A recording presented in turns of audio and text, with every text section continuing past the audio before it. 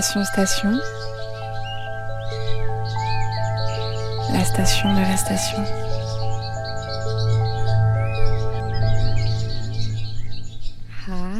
Hi. Coucou. On se retrouve pour la première fois sur Station Radio, enchantée. On est Softover, une asso intersectionnelle, queer, racisée et engagée. On est tout nouveau, on a un peu plus d'un an et demi. Et jusqu'à présent, vous pouviez nous trouver sur Insta pour lire nos articles et sur des plateformes de streaming pour écouter nos podcasts. Mais aujourd'hui, on débarque sur les ondes. Ouais. Voilà, on va juste faire un petit tour de table pour vous présenter les membres de l'asso.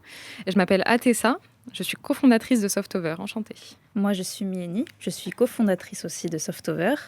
Et moi, c'est Jaïlis et je suis membre de l'association Softover. Et moi, c'est Harry, je suis également membre de l'association. Et donc, on se retrouve pour le 5e épisode de Softover Podcast qui s'intitule « La colère des jeunes, résistance intemporelle et moteur de lutte actuelle ». C'est un sujet vraiment qui nous tient particulièrement à cœur. Et c'est pour ça qu'on a voulu le traiter pour cette première en direct. Alors, quand nous parlons des jeunes, nous pouvons penser à une tranche d'âge 15-25, 18-30. Mais ici, ce n'est pas vraiment une question d'âge. Être jeune, en tout cas pour moi, c'est une position sociale un peu particulière. Nous ne sommes ni des enfants, ni des adultes complètement autonomes, parce que souvent, certaines sont encore dépendants financièrement de leurs parents. Et être jeune, c'est justement le moment pour se construire et pour prendre son indépendance. De ce fait, cette situation est plus que propice pour créer une posture de contestation. Et en sortant de l'ignorance de l'enfance et pour certains en entrant dans la vie active, les injustices et toutes sortes de faits qui nous entourent nous sont enfin plus visibles, tangibles et nous impactent. Et notre position de jeune nous donne envie de remettre en question le système imposé. Et justement, cette remise en question passe par la colère. Et ici, cette colère, c'est une émotion collective. Un sentiment partagé qui nous pousse à agir ensemble. C'est une colère qui dépasse l'individuel et qui se transforme en force ou énergie commune. Cette énergie commune, ici, la colère des jeunes, ce n'est pas nouveau. Depuis toujours, elle joue un rôle important dans notre société. En France, il y a eu le mai 68, où les étudiants ont remis en cause et ont rejeté une société trop rigide et autoritaire. Aux États-Unis, dans les années 60, il y avait le mouvement hippie où les jeunes encore protestaient contre la guerre au Vietnam, aux côtés des droits civiques.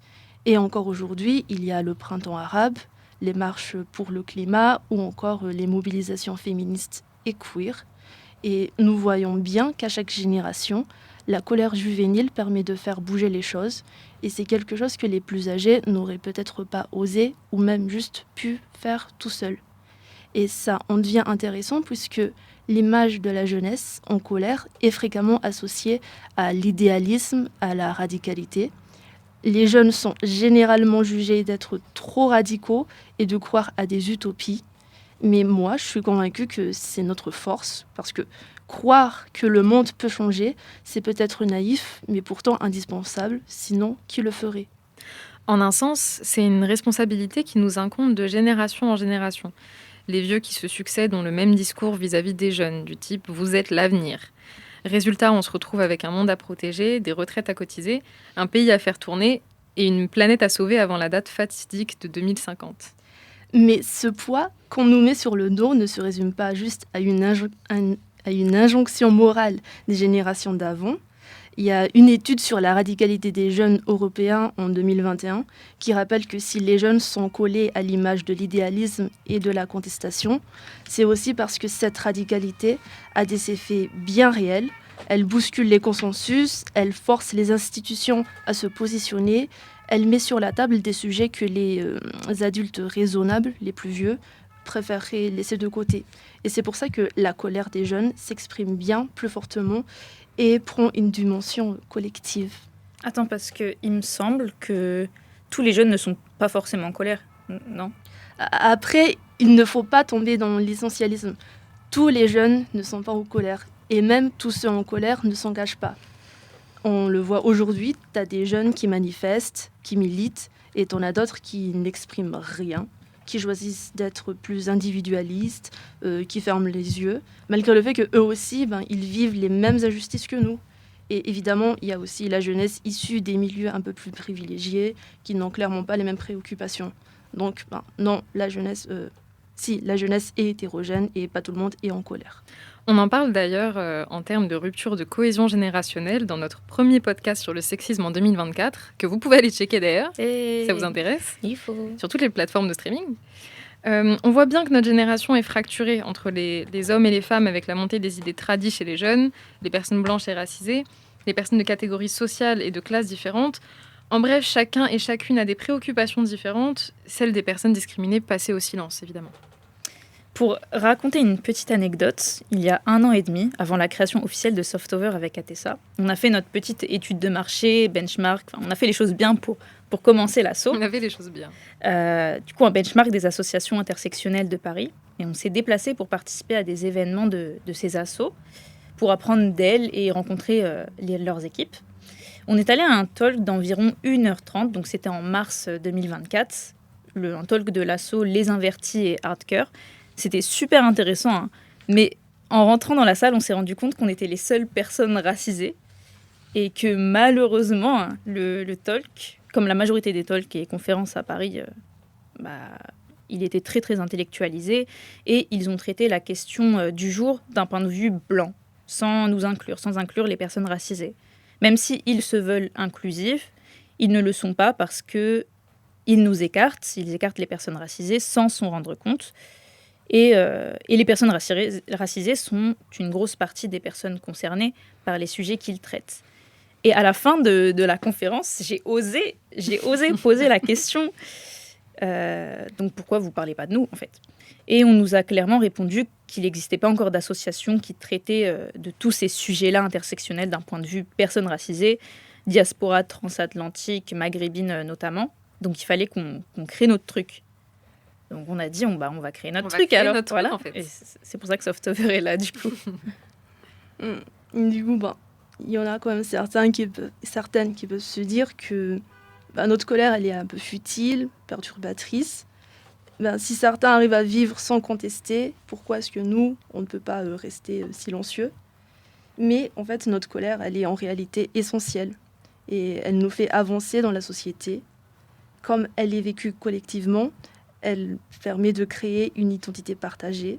Parce qu'en allant aux manifs, aux sit-ins, en rejoignant les assos, nous ressortons avec une impression qu'on est un peu plus utile et qu'on fait bouger les choses pour notre génération et même les autres générations. Mais on peut tout de même se demander plusieurs choses. Si tous les jeunes ne s'engagent pas, qu'est-ce qui fait que certaines arrivent à transformer leur colère en action et que d'autres restent en retrait? Et aussi, les vieux sont-ils satisfaits de leur situation? Sinon, est-ce qu'ils se sont résolus à accepter leurs conditions en se reposant uniquement sur la jeune génération? Alors, aujourd'hui, ce qui est particulier dans ces colères, c'est qu'elles touchent directement au quotidien. On parle d'inflation, des études, du logement, et en bref, du coût de la vie en général. Quand on pense au mot jeune, on pense tous d'abord aux étudiants, et les problèmes auxquels les étudiants font face sont très très concrets. Trouver un logement, devoir payer son loyer, se nourrir, payer les frais de scolarité, avoir un job étudiant, s'autoriser des loisirs ou pas.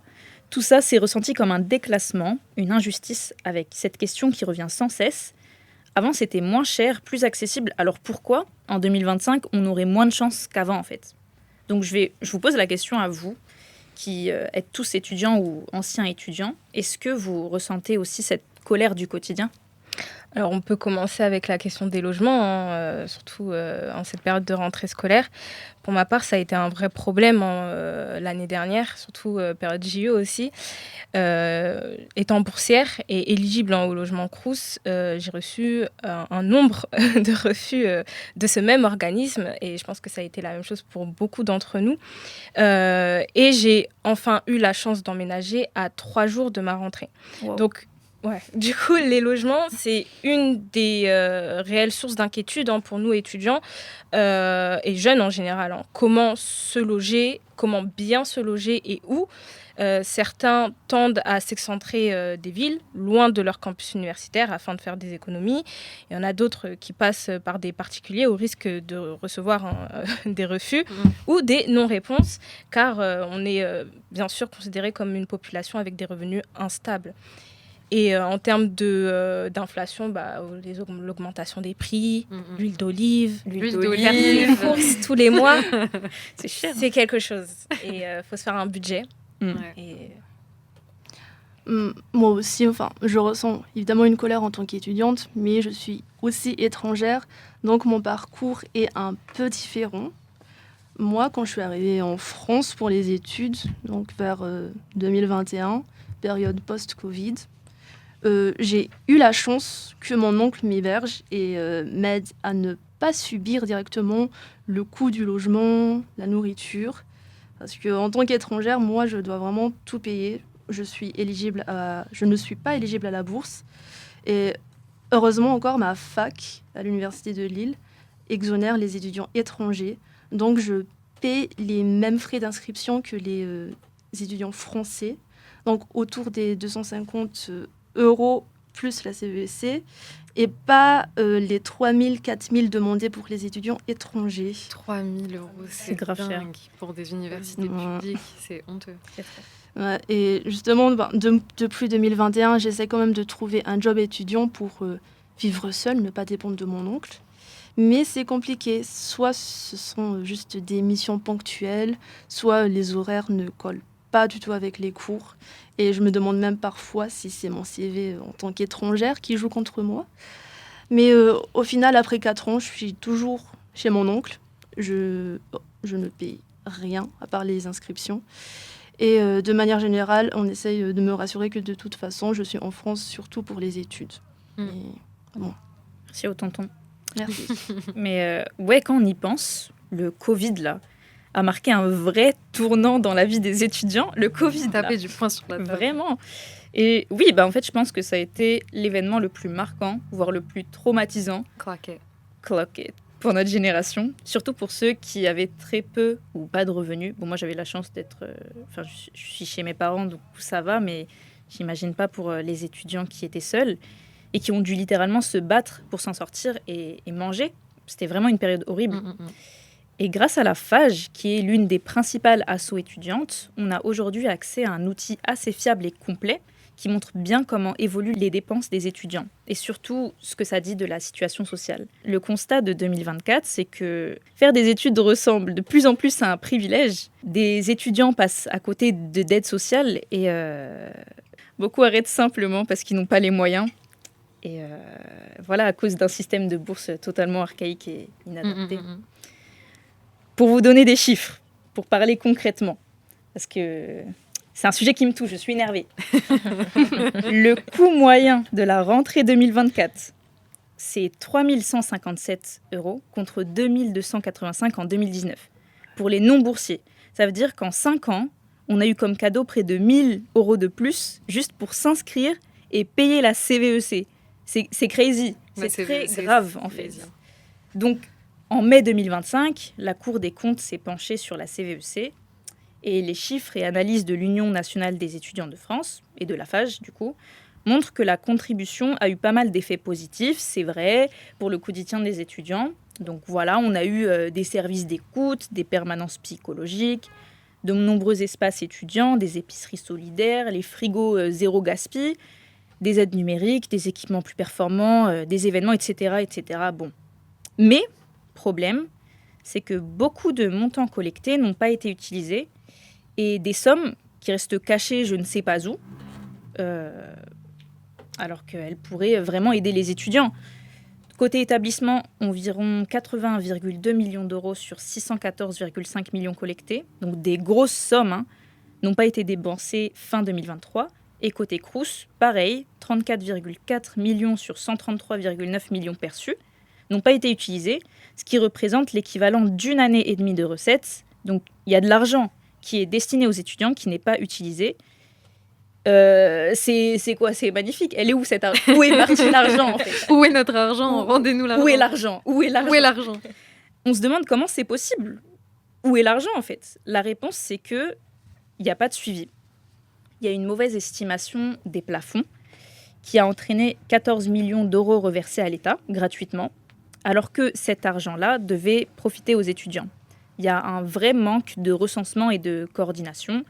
Ni le ministère, ni le réseau ne savent exactement combien d'étudiants devraient payer, ni dans quels établissements ils sont inscrits. Et c'est fou, en fait, comment rester calme.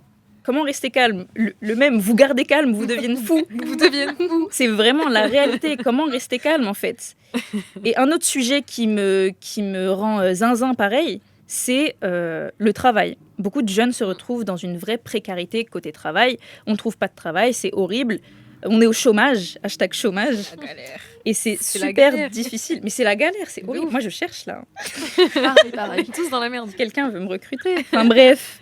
On balance l'annonce. Je recherche comme une ça, à la alternance. Ça, voilà. Emploi, alternance, là. Envoyez-nous des candidatures. On choisisse vos jobs. Voilà, on se fait refuser parce qu'on est trop jeune, parce qu'on n'a pas d'expérience, soi-disant, alors que des fois on en a, ou qu'on ne correspond pas à 100% au profil recherché. Des fois, par miracle, on trouve du travail, mais ce sont majoritairement des CDD très très courts, de l'intérim ou des missions pourries, vraiment. Résultat, le taux de chômage des jeunes est super élevé. En tout cas, moi, je trouve 17,2%. C'est C'est en énorme. sortie d'études, même, tu trouves pas de boulot, c'est chaud, quoi. Ça, moi, c'est le sujet qui me rend folle aussi. Les contrats qu'on nous file, typiquement les offres d'emploi via France Travail, anciennement Pôle emploi, Pôle emploi. La MPE. la MPE, sont jamais satisfaisantes. Pour avoir été au hashtag chômage pendant 8 mois, les seules missions qu'on te propose, c'est des intérims, des CDD, comme tu disais, de 1 ou 2 mois max. Et on se retrouve avec aucune perspective d'avenir et des factures qui toquent à la porte et le chômage qu'on risque de perdre si on refuse 3 offres d'affilée, en fait. Mm. Et c'est là qu'on comprend que le but, c'est pas de nous offrir des opportunités, mais c'est de faire baisser le taux de chômage à tout prix, quitte à nous offrir des missions difficiles et intenables sur le long terme. L'usine. Et vraiment, l'usine, purée, je pourrais en parler pendant des heures.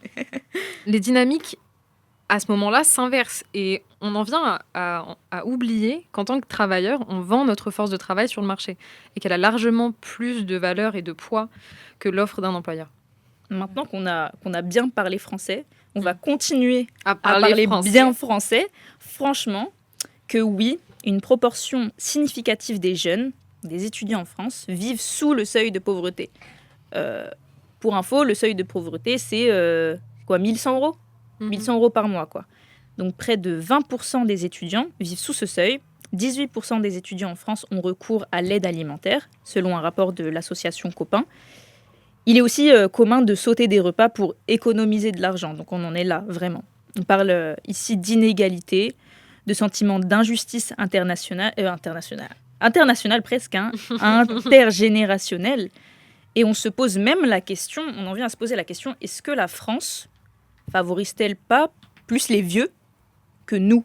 Vous en pensez quoi ? Alors, moi, je pense qu'il y a un mécontentement, une sorte de frustration envers cette génération. Quand aujourd'hui, une partie d'entre nous, étudiants, devons travailler pour vivre, voire survivre, et qu'à la fin, ce pourquoi on cotise, donc en partie les retraites, bien sûr, ce n'est pas pour nous et ça ne le sera pas d'aussitôt, qu'on nous demande de travailler plus, hein, retraite 64 ans, Bientôt 80. Du max. c'est ça, pour des pensions que nous ne sommes pas destinés. Et enfin, savoir que la retraite prend une grande place dans les dépenses publiques. Alors oui, il y a une colère qui s'installe et je pense que les politiques qui sont mises en place et qui ont été mises en place ne favorisent pas la jeunesse.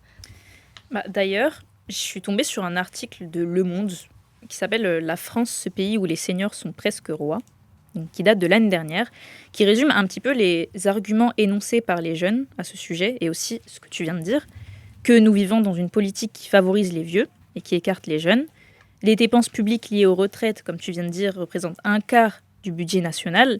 Les jeunes souffrent de précarité, de sous-investissement dans l'éducation, le logement ou encore l'emploi, et qu'il y a une gérontocratie douce. Notre gouvernement est représenté par des vieux, et ça veut dire que le système finit par privilégier les plus âgés parce qu'ils sont soi-disant plus respectables et peut-être plus méritants aussi, en fait.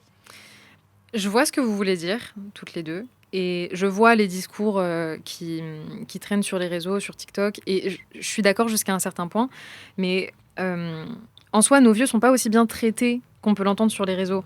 Dans nos sociétés occidentales, la vie, comme le bien-être des vieux, passe au second plan. Comme si ta valeur en tant que personne dépendait de ton activité dans la machine capitaliste. On le voit chaque année quand on vit une canicule et qu'on est obligé de nous faire des spots publicitaires pour nous rappeler de prendre soin de nos vieux, en fait. C'est vrai, faut pas les oublier. Faut pas les oubliez pas. Mais ouais, je pense qu'il faut remettre les choses dans leur contexte. Effectivement, on est gouverné par des vieux qui sont surreprésentés dans les postes à pouvoir, mais une grande partie des vieux en France, 2 millions en 2024, vivent sous le seuil de pauvreté. Et comme on le disait tout à l'heure, c'est important de ne pas essentialiser et de ne pas homogénéiser toute une partie de la population. D'autant plus que c'est contre-productif de répondre à cet appel au combat intergénérationnel quand on est tous dans le même camp face à la machine capitaliste. D'ailleurs, aujourd'hui, les jeunes s'engagent, ou du moins ils essayent. Pour des jeunes, s'engager dans sa communauté reste difficile quand même trouver ou voire créer sa communauté dans une société capitaliste hautement consumériste qui valorise avant tout les comportements individualistes paraît infaisable. Malgré ça, en 2024, 30% des 15-30 ans donnent bénévolement de leur temps à une association de manière régulière. Et la jeunesse se politise. En soi, elle l'a toujours été, on l'a vu plus tôt, mais elle n'est pas écoutée et surtout, elle n'est pas représentée. L'échiquier politique est composé de vieux qui opèrent une politique de récupération auprès des jeunes, quand en réalité, on n'est pas leur priorité numéro 1. Et on a l'impression d'évoluer dans un système gérontocratique. C'est ça. C'est la gérontocratie qui donne l'illusion que les vieux vivent mieux parce que les politiques établies sont faites pour eux. Mais au final, on se rend compte que non, c'est pas la réalité, quoi. Donc, comme on n'est pas représenté, comme on n'est pas représenté, comme on n'est pas écouté, on a trouvé d'autres moyens d'agir. Aujourd'hui, les réseaux sociaux sont le premier vecteur d'information chez les jeunes et le premier support d'action sociale. Mais qu'en est-il réellement des informations qu'on consomme ? Comme on le disait, des élus politiques de tous partis confondus se donnent pour mission de nous récupérer. On sait que les vieux votent plus, aujourd'hui, depuis toujours, et surtout plus à droite. En 2024, 71% des vieux déclarent voter à chaque élection. Mais un pays composé essentiellement de vieux votants, c'est pas un pays qui tient la route très longtemps, quoi. Donc on assiste à une juxtaposition bizarre de messages paradoxaux. D'un côté, on a des édits de chips de Attal et Bardella. On s'en rappelle tous, c'est affligeant. Et de l'autre côté, on a des politiques répressives, des manifestations dans les rues, des images violentes d'extermination de masse en Palestine, au Congo et au Soudan. Et on peut pas s'empêcher de se sentir impuissant face à un système mécanique bourré d'institutions discriminatoires qui nous met au silence, en fait. Oui, et en parlant de réseaux sociaux, c'est un nouveau moyen de lutte. Par exemple, TikTok, c'est un moyen de repolitisation, mais aussi de propagande pour les candidats qui, eux, n'ont pas hésité à installer l'appli afin d'étendre une plus jeune audience, mais ça montre aussi la facilité à laquelle la jeunesse est influençable. Pareil pour Instagram et ses canaux privés, afin d'être au plus proche de ses futurs ou déjà électeurs, ce qui induit, je dirais, une sorte de culture du culte de la personnalité. Ouais, pour avoir été dans le canal de Delogou pendant vraiment très très longtemps pendant les législatives, Ouais. On recevait des bonnes nuits tous les soirs, Bonne nuit, l'équipe. des savas, des vidéos, mais des snaps, comme si c'était ton pote qui t'envoyait un snap, tu vois, avec un filtre, des concours d'édit, pareil, sur les membres de LFI, Mélenchon, avec des cœurs partout et tout. Fin. Ouais, et je pense qu'il faut avoir un recul par rapport à ça. Malgré cela, ça reste une nouvelle approche partisane de ces personnes pour atteindre un nouvel électorat. Ouais. Mais malgré ça, les politiciens ne délaissent pas leur électorat senior pour autant. Ils surfent sur des discours et des combats qui plaisent aux générations seniors, comme l'immigration, la sécurité, la retraite. Bon, ça, on voit comment ça s'est terminé. Ouais. Flop. Ou, gros flop. Ou la protection et l'assurance de leur patrimoine. Donc, les vieux ont plus tendance à penser au court terme, un pied dans la tombe et tout ça. Les jeunes... My bad. Les jeunes, c'est réel.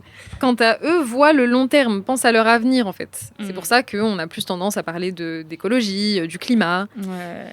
Dans ce cas-là, est-ce qu'on peut se dire que le vieillissement est générateur d'un effet conservateur ? C'est vrai que les vieux paraissent plus intéressés par les valeurs conservatrices.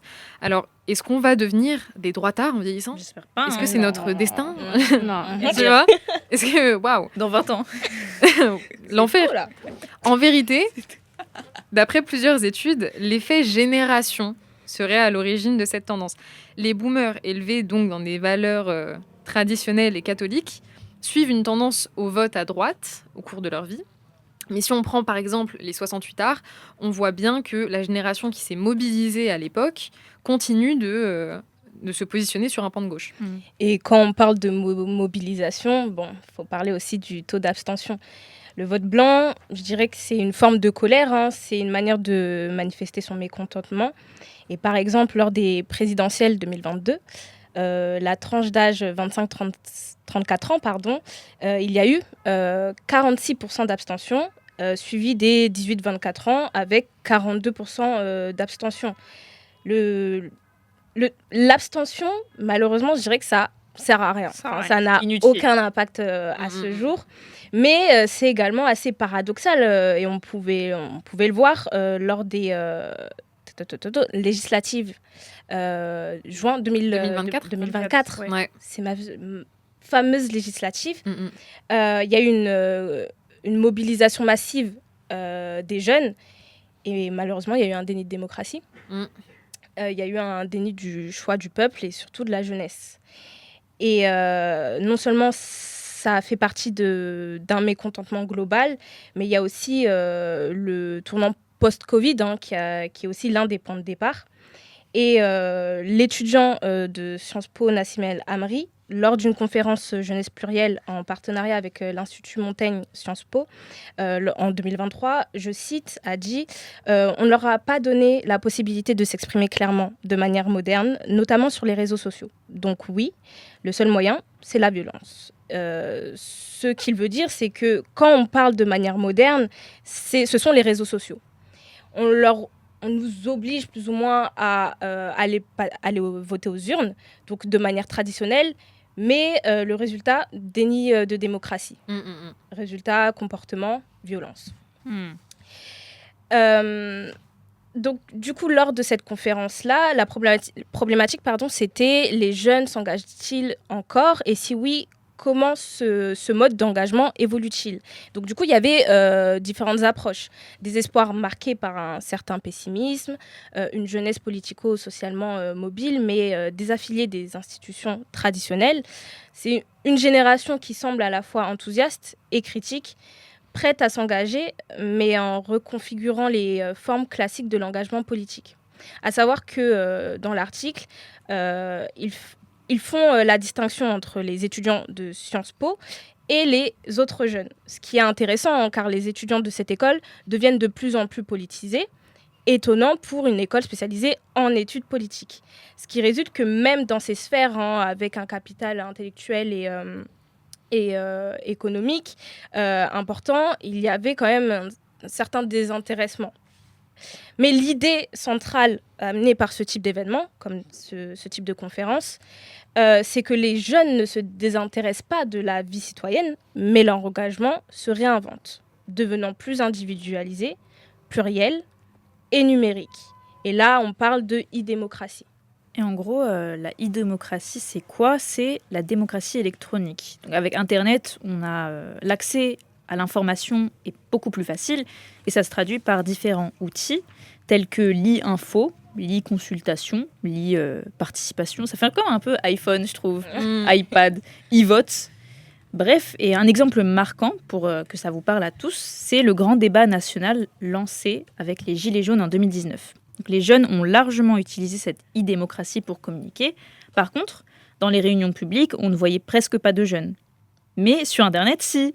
Ils sont beaucoup plus entendus et plus à l'aise. Les réseaux sociaux, aujourd'hui, ont effectivement instauré une nouvelle forme d'activisme.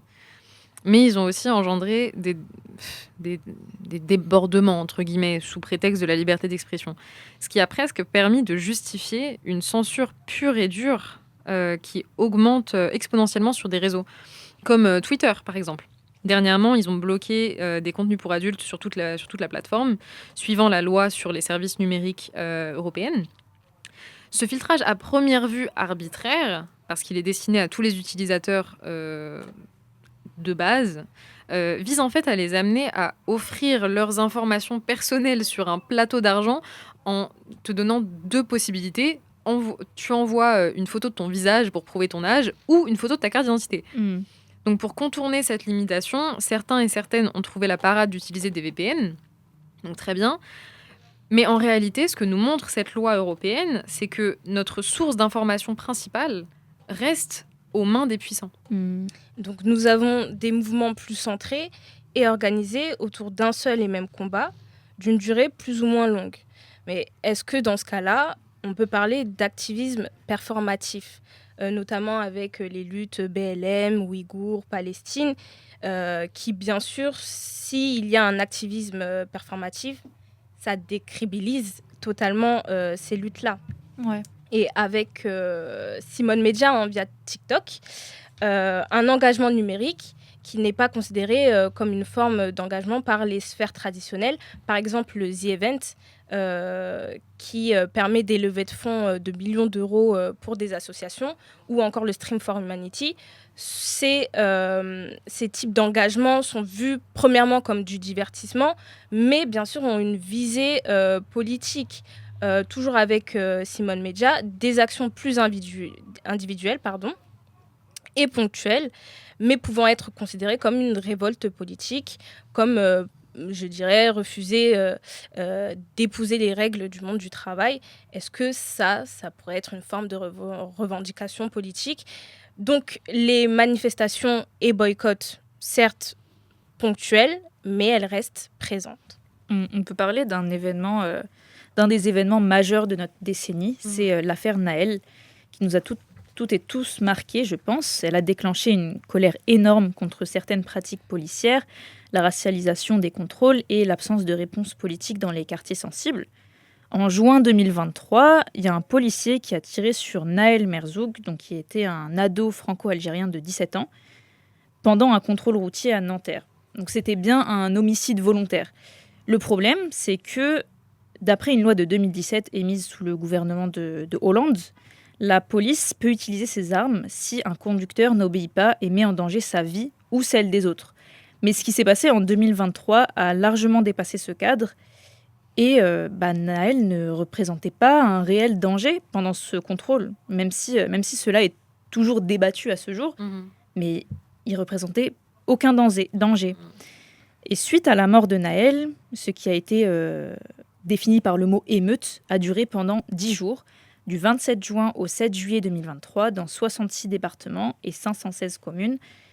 Les forces de l'ordre, les élus, les bâtiments publics ont été visés avec un usage massif de mortiers d'artifice. La réponse judiciaire a été très très rapide et ferme, pour une fois. 92%. Ah mais vraiment, il faut faire le sbul dehors pour... 92% des affaires poursuivables ont été traitées à la vitesse de l'éclair et 90% en procédure rapide, quoi, avec des condamnations prononcées très vite. J'insiste sur le très vite parce que c'est pas comme ça d'habitude. Ça a fait du bruit et ça a marché en fait. Vraiment, c'est ça. Il faut qu'on retourne toute la France pour que ça fonctionne, pour qu'on soit écouté. Petit tease. on tease la fin. Mais après ça, après toutes ces réponses judiciaires, plus rien. Fini. Et il faut noter aussi que les mineurs ont été très nombreux à participer à ces émeutes. Et globalement, la réponse des jeunes après cette affaire a été plus forte, plus rapide et beaucoup plus étendue que les événements de 2005. C'était un moment qui a profondément marqué la société française et qui a posé de vraies questions sur la jeunesse, l'autorité et la justice. Pour revenir sur l'affaire de 2005 que je viens de citer, c'est en gros l'affaire Zied et Bouna. Donc ces deux adolescents, Zied Benna, 17 ans, et Bouna Traoré, 15 ans, qui sont morts électrocutés en se réfugiant dans un transformateur EDF alors qu'ils fuyaient un contrôle de police. Donc cette affaire-là fait écho à l'affaire Nahel. Elles sont assez similaires. Et pareil, leur mort a provoqué une vague d'indignation. Pareil, émeute, comme ils disent, et colère des jeunes dans de nombreux quartiers populaires. Donc voilà, les médias et police ont pris une position ultra agressive et ont même lancé un appel à la guerre contre les jeunes. Et c'est une explication à une absence de plus en plus marquée des jeunes, les répressions plus violentes, interpellations récurrentes. Rien qu'avec le drapeau de la Palestine, vous pouvez risquer des blessures et une poursuite judiciaire. Juste un pins, hein. Ouais, Un pin. juste un pins, même pas forcément un drapeau C'est pas une complet. pastèque. Bah, ça me rappelle, là, dernièrement, au Royaume-Uni, le réseau de protestation Palestine Action, dont l'action principale était de perturber et de faire fermer des marchands d'armes multinationaux qui fournissent des armes à Israël, a été classé comme étant une organisation terroriste en Comme de juillet par hasard. 2025. Comme de par hasard. En réaction à cette décision, de nombreuses personnes de tout âge, d'ailleurs, je tiens à préciser, ont décidé d'organiser des manifestations pacifiques. Donc ils se sont vraiment juste assis avec leurs pancartes dans l'herbe « Je soutiens Palestine Action ». Ce à quoi la police a réagi et a arrêté une majorité des participants, dont une grande partie de vieux, de plus de 60 ans, 70 ans, 80 ans. Et leur discours à ce moment-là, d'ailleurs, était en soutien aux jeunes qui auraient, je cite, beaucoup plus d'ennuis que nous s'ils se faisaient arrêter. Oh, mes stars, Ouais, de ouf. c'est mignon. Et le gouvernement n'en démord pas et reste sur sa position parce que, je cite encore, la justice est la même pour tous. Même pour les vieux de 80 ans assis sur l'herbe Un avec pied une dans la pancarte, tombe. apparemment. Un pied dans la tombe, miskin. Et du coup, il y a donc une différence de traitement qui fracture la population et la jeunesse en est témoin, notamment entre les enfants de personnes immigrées et les autres. Leurs problématiques et leurs revendications sont donc différentes. Il y a également un sentiment de non-représentation qu'on peut également pointer même dans les mouvements de gauche. Et d'ailleurs, petit rappel, le 10 septembre approche. Donc, pour rappel, l'idée, elle est simple. Il faut bloquer la France, arrêter, si possible, de consommer, se mettre en grève. Tout ça pour dire non à l'austérité, non aux politiques qui étranglent toujours les mêmes pendant que les plus riches sont épargnés. Alors, à partir du 10 septembre, ne lâchons rien. Et c'est le moment d'exprimer notre colère. Énervé. Exactement. S'il vous plaît. Énervé. Énervé. Ça va péter. Explosion.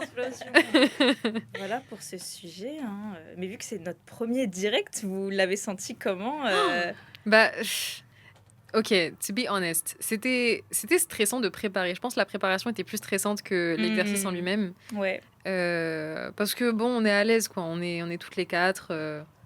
On discute, mais ouais, c'est un exercice totalement différent. On n'a pas le mixage après. Le mixage, c'était long. C'est long de zinc. C'est long. Mais ouais, enfin, vous en avez pensé quoi Alors moi, j'étais dans un déni total. Vraiment. Enfin, sur la préparation, enthousiaste. Déjà, premièrement, quand j'ai su qu'on devait passer à la radio, j'ai pas cru. Sur les ondes. J'ai un coup de stress quand même. Qu'est-ce qu'elle me raconte, elle? Comment ça, vous avez candidaté pour une résidence? Après, bon, sur le temps de préparation, pareil, c'était, franchement, on va dire chill. Hein. On a bien bossé. Ouais, on a bien s'est bossé. laissé un peu le temps quand même. Et on fait de la radio, là. On fait de la radio, c'est hein, les podcasts reprennent. Ouais, finally, genre. 6 C'est mois de pause. On a podcast tous les 5 lingues. Mais moi, je me rappelle. Non, mais vraiment, à la fin de. Je crois de tous les podcasts, on me disait à la semaine prochaine ou à dans 2 semaines. Je suis tellement des menteuses. Peut-être le premier épisode, on l'a espacé tous les 6 mois. Vraiment, Genre, c'est vraiment. insolent. Mais bon, là, avec la radio, on n'a pas le choix que de sortir des épisodes Et toi, t'en as régulièrement. pensé quoi, du coup, Harry, puisque tu es membre adhérent, tu viens d'arriver. C'est vrai. Premier exercice direct, la radio. Honnêtement, j'étais vraiment stressée. Je suis un peu timide, même là, j'arrive pas à m'exprimer correctement. Mais en vrai, c'était chill. Je me suis amusée. On a bien préparé le sujet, donc après, c'était bien. J'ai hâte de faire d'autres émissions. Ah bah oui. Mais ouais, c'est excitant comme perspective. Genre, c'est cool. Mais vraiment, surtout qu'on prépare plein de choses là. Hein. Ah, stay tuned. Restez tunisiens, guys. Vraiment, stay C'est tuned. important. Déjà, des posts vont être postés. On aimerait faire des événements, s'il y a des gens qui nous écoutent, qui peuvent nous... S'il y a des salles qui sont intéressées. On prend toutes les candidatures aujourd'hui. Oui, on prend toutes les candidatures de travail. Candidater pour nous prendre en tant qu'alternant et qu'employé. Candidater pour avoir l'honneur de nous accueillir pour une soirée inoubliable. L'honneur, vraiment. L'honneur. Non, mais vraiment. t'imagines, parce qu'aujourd'hui, dans 10 ans, tu vois, dans 10 ans, on est des stars Ah, internationales. mais Tu vois ce que je veux dire? que oui. Donc, tu peux te dire, purée, 10 ans avant, j'ai accueilli Softover chez moi. Moi, je commence à signer les autographes. Hein. Mais n'hésite pas, genre, Ça va se vendre encadrez-les, parce que super cher. vraiment, ça prend de la valeur vite. Vraiment. Non, franchement, un grand merci encore une fois. Et n'hésitez pas à nous suivre sur tous nos réseaux. On est présent sur Instagram à Softover Media. On est aussi présent sur toutes les plateformes de streaming, donc Spotify, Apple Music, Apple Podcasts, je veux dire. Deezer aussi, ouais. YouTube, ça arrive soon. Franchement, soyez pas trop pressés. Amazon. Ah, je sais pas si tu l'as dit. Amazon, j'ai pas dit Amazon. non. Ok, Amazon Music. Je me rappelle plus des autres en fait. On est partout. Vraiment partout. Là, franchement, oui, partout. Et voilà. Et voilà quoi, bisous bisous, XOXO, à la prochaine. À la On vous embrasse. On vous embrasse. Gros bisous. Bye.